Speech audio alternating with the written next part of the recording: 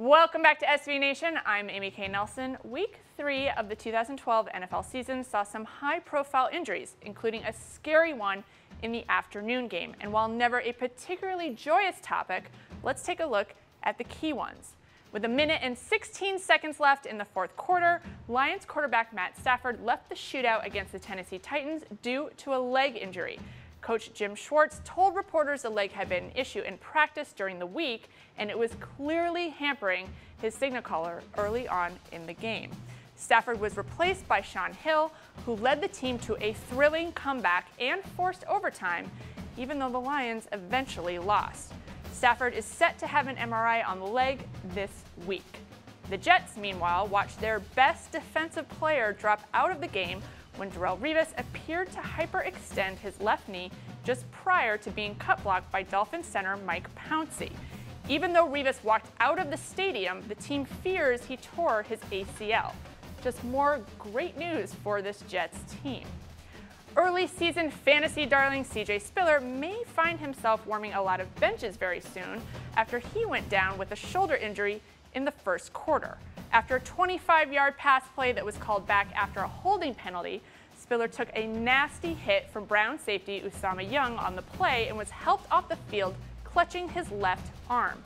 Already in the lineup in place of an injured starter Fred Jackson, Spiller's injury is not expected to be long-term. The Dolphins were not without injury either when Reggie Bush went down with just 23 seconds left in the first half. While Bush was injured on a meaningless play, he was able to walk off the field without assistance from the training staff and was seen riding the stationary bike during the third quarter. The team has an MRI scheduled for Monday. While Jamal Charles had a career day, the Chiefs' other back, Dexter Mccluster, was carted off the field with an upper body injury.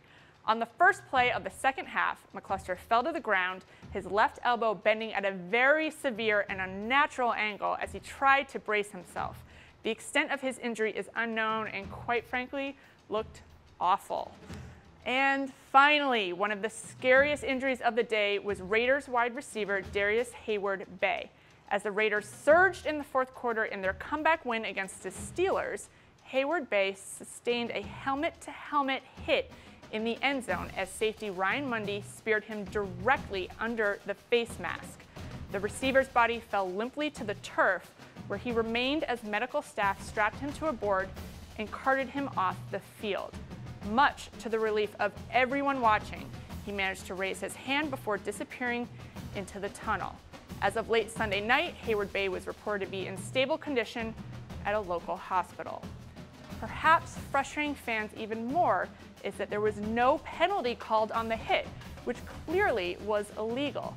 That likely will inflame the debate even more about replacement refs, who yet again had another rough Sunday. Most importantly, though, it seems that Heyward-Bey will be okay.